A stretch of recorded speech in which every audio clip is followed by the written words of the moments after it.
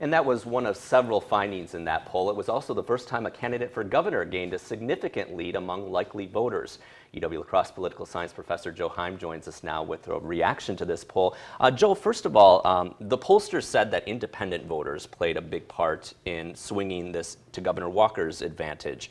What is Governor Walker doing right with those independent voters? Well, first of all, the Democrats and Republicans are supporting their candidate very strongly, above 90%, which, by the way, is almost unprecedented. But what he seems to be doing is winning the battle of the independents.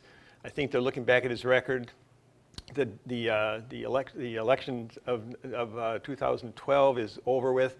And I think basically they're looking at the issues and deciding that his issues fit them a little bit better than Mary Burke's issues.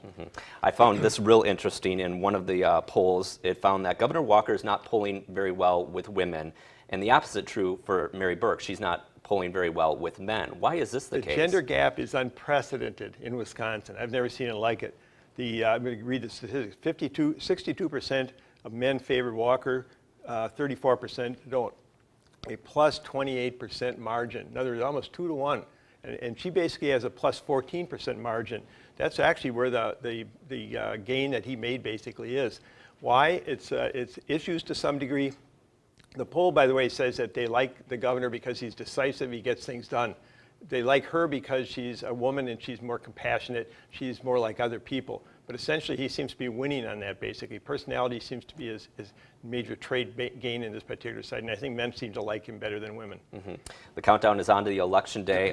Where do each of the candidates go from here to try and get those last-minute voters? Well, you're going to see a lot of negative ads, because part of the negative ad idea is to drive people home.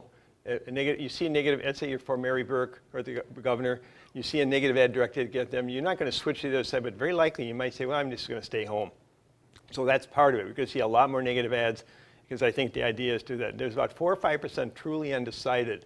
And I think the candidates, polls, by the way, can tell you who they are, where they are, what they're thinking, what they're favor of, what they're opposed to. And you'll start seeing ads that are directed at those 4 to 5%. All right. Thanks a lot, Joe, as always, for your insight. Lisa?